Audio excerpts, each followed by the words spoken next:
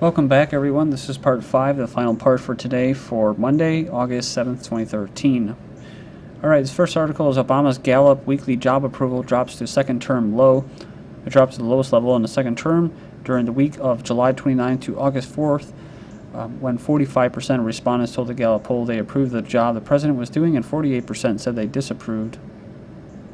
He's 47% Negro. Anti-Obama Arizona protest turns racist. This is from the Raw Story, a liberal site, but it says a protest against the appearance by Obama in Phoenix, Arizona on Tuesday was marked by several instances of racist language directed at Obama. What I just said a 77-year-old Ron Enderlo shouted at one point, later telling the Republic that he was ashamed to have Obama as a commander-in-chief. So, one thing you have to put in perspective, this guy's 77 years old. He grew up in a completely different time.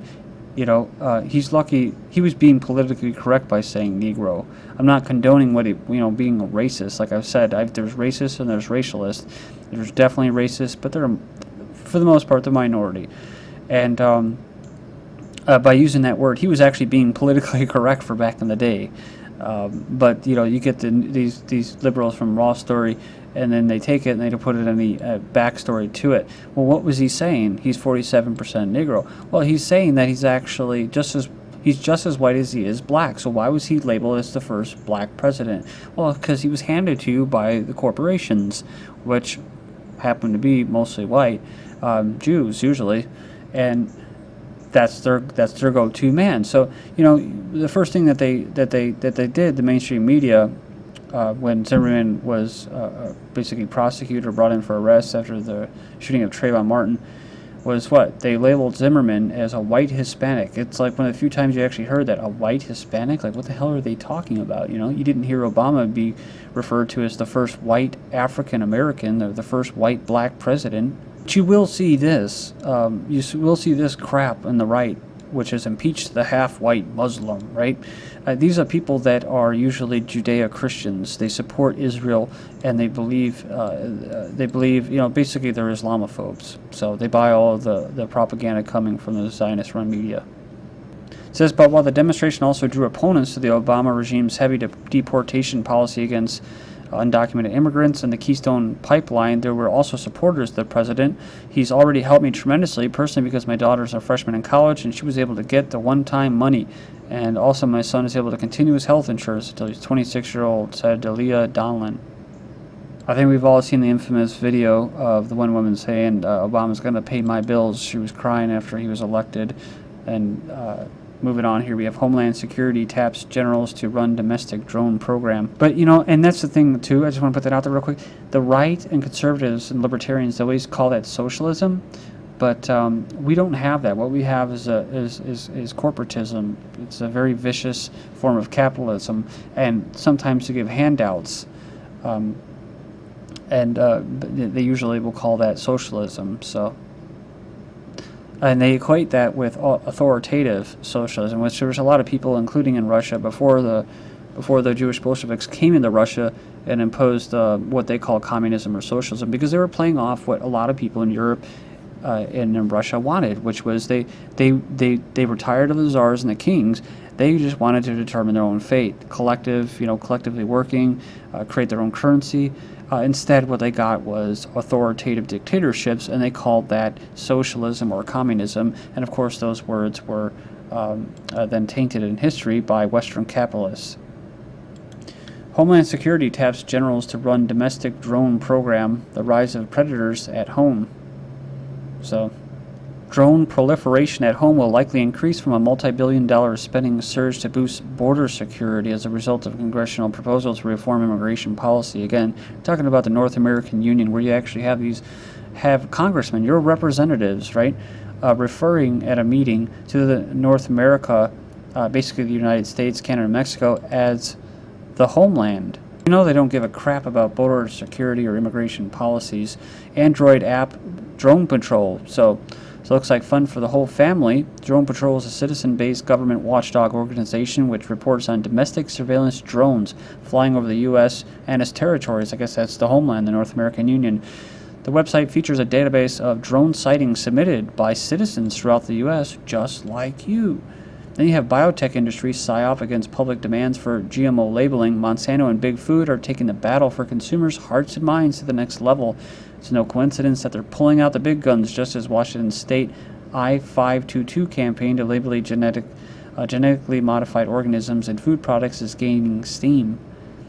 So it says here, can the industry front groups and slick public relation firms, that's propaganda, whatever, can they convince us that these products they're peddling are not only safe but good for us? So we're guessing not, given the latest New York Times poll that 93% of Americans want labels on foods containing GMOs. Ex-Planned Parenthood executive now using soap operas for social change. The Population Media Center creator is intimately interwoven with Planned Parenthood. William Ryerson, the founder and president of PMC, has a 42-year history of working in the field of reproductive health, according to his bio. Include 25 years of experience adapting this Sabido methodology for behavior change communications to various cultural settings worldwide. The organization exists to change society, to change the attitudes and behavior of society so that it's remodeled after their own philosophy, to bring out the stabilization of human population numbers at a level that can be sustained by the natural resources, lessen the harmful impact of humanity on the Earth's environment. Never mind, like in China with the one-child policy, it's made for people who can afford to have more than one child, which is the rich, the government, the gold class, like I guess like what Plato talked about, Republic, the gold class, the silver class, the cops, the lawyers, the teachers, the politicians. They can reproduce, but the slaves working in the factories, no, they can't, right? Lessen the harmful impact of humanity's Earth environment. Well, what about all those cell phones waste that goes, into the earth, all the mining that they're doing, contaminating resources, fracking, contaminating the groundwater supplies, the water tables, the spraying of aerosols, the dumping of toxic waste. Don't worry about that. They're going to use soap operas for social change. So they're going to create dramas that are effective in changing attitudes and behavior related to people's health and well-being. So they're going to be written and produced locally to be country-specific and culturally sensitive. So you got to sneak in. Basically, you have to know how these people are, and you have to trick them into changing their ways. Some of its scare tactics, messaging blurbs are highlighted in the annual report. If everyone lived the lifestyle of an American, we would need 5 planets. And you think of the average American who works, a lot of them are working 6 days a week now, and they're just exhausted, and they're getting less for what they pay, and they're paying everything is just way more than what it's worth. And you think about how Edward Bernays and how a psychologist and psychology was created to control the masses. It's not democracy, it's a complete scientific dictatorship. And the way they did that back in the 40s, post-war, in the 50s, was to consume, to be a consumer. Don't participate in anything, and just consume. That's it. Of course, now we're in the post-consumer society, and they use, saving the planet and green, basically the green agenda, to push this. Some people call it Codex Alimentarius. Some people call it Agenda 21. I call it eco-terrorism.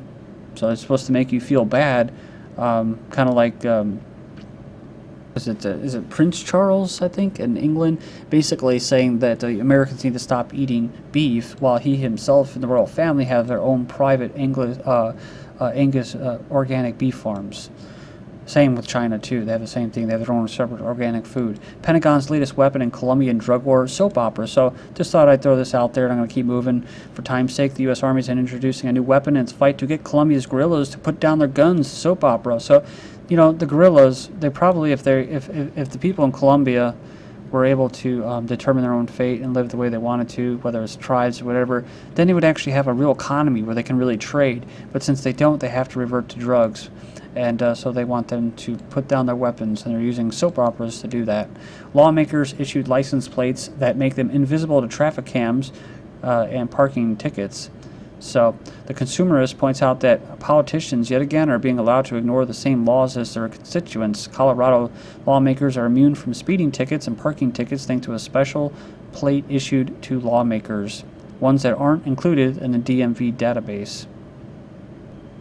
So it says here, when the senators go zooming by a speed camera, he or she won't get a ticket because the camera system looks up the license plate number through DMV, and since no info comes up, no ticket is given. The FBI can remotely activate the microphone in your Android phone. If you didn't know this, you need to wake up. So that's all I need to really say. You don't need a Wall Street Journal to tell you this. Military test, data mining of social. See, that's the thing. All these things are weapons. You know, like I said before, technology. I believe, like especially with computers and all that, it was not really made to make your life easier. It was to phase you out, to kill most of the human race. So, you know, even you got to use it against them. You know, like with your cell phones, they're weapons. They're weapons that get used against you. One of the few you can use some things as a weapon against the establishment, such as text messaging to let people know about an oncoming checkpoint, which is why they're trying to make text messaging completely illegal. Well, they already have in some places, but you know, this computer, use it to put out broadcasts of truth, or they make it impossible. Military test data mining of social media for special ops. They're investigating the use of data mining tools to probe social media and other open sources in order to support military operations against money laundering, drug trafficking, terrorism, and other threats. I wonder what those are. So the project's called Quantum Leap Project. Scientists are scary close to controlling our memories and brains with computers. Computers that meddle with our thoughts, memories, and brains might not be far off, says the New York Times. There are already thought-controlled gadgets and smartphone apps, but a group of scientists at MIT took brain-computer interactions to whole new levels. They couldn't create memories from scratch, but they were able to associate different feelings to neutral memories in mice. In other words, they were able to turn frightening memories into indifference. Another feat scientists are getting closer to achieving is the ability to upload information into our brains. Learning another language, degree, musical instrument could be easily as falling asleep, which would be nice and everything, but what do you think they're uploading you with? All kinds of horrible, horrible stuff, probably, frightening stuff. And of course, you know, brainwashing type stuff, disinfo. And even more mind-blowing innovation that may not be far off, the ability to connect multiple brains together. So you put a bunch of people in a bunch of pods, connect them, and use their brain to create a supercomputer. Hey, I think they made a movie off it, didn't they? Computer simulates human brain for 1 second. This is what they're really trying to do. So, or 1% of the human brain. In an experiment on one of the world's fastest supercomputers, researchers managed to simulate the actions of 1.73 billion virtual nerve cells, and 10 trillion synapses, or roughly 1% of the total brain activity for an entire second. They said it'll be possible with computers hopefully available in the next decade, which is what this is all about. Russian billionaire plans on becoming immortal by 2045, and they have a whole plan of it, usually about, about 5 years apiece. So eventually they just take their consciousness, their personality, and put it onto a computer and create an avatar from it. Mr. Google Glasses, Sergey Brin from Google, funded a test burger, synthetic burger, for animal welfare reasons. That's right. Test tube meets secret ingredient, unborn cow blood. That's right. Or tissue derived from bovine stem cells grown in nutrient solution, whatever that is. This article, obesity down among poor kids for the first time. So decline across 19 states is small but encouraging. So what does that mean? Maybe they're starving? We're talking about uploading information to people. I think it's done through satellite transmissions and microwaves at night when people are sleeping. But 3 dead, 3 injured as gunman opens fire on town hall meeting in Pennsylvania. The shooter actually shot himself in the leg with his own weapon and was also taken to cut. But I think this guy was just pissed off. His property had been recently seized by the county sheriff, a 59-year-old. Remember they were talking about crashes, all these crashes. Venice Beach boardwalk driver was bent on doing evil. He looked like he wanted to create mayhem and massacre a lot of people, says witnesses. Cops say a man stabbed his dad and cut off his own hands with a saw. So the individual acknowledged inflicting both injuries, saying he and his father had been in an argument. Remember this? Man tries to cut off his arms at California Home Depot. So just like driving in oncoming lanes and different types of thoughts to go do it, I think this is part of the mind control or crazy stuff. Then you have a driver who shot himself in the groin after neighbors stopped him for speeding around kids. So he basically was flying by, then he did a U-turn and pulled by. So he got out of his car, waving his gun around, and then tried to shoot one of them, but shot himself. It's just kind of proving my point before, which is the military-industrial complex, the arms complex, makes a lot of money off these guns. They make ammunition scarce for in case of revolution, but they want to flood the market with guns so stuff like this happens, so that even people that are pro-gun will say, well, I think the government needs to step in here. It's getting out of control. The audacity of the study, no link between combat and military suicides. There's Marines say that lack of spiritual belief is a suicide risk. Dolphins have astounding social memory. Dead dolphins washing up are a risk to humans, but we're killing them with sonar. I wonder if they'll remember that. Thanks.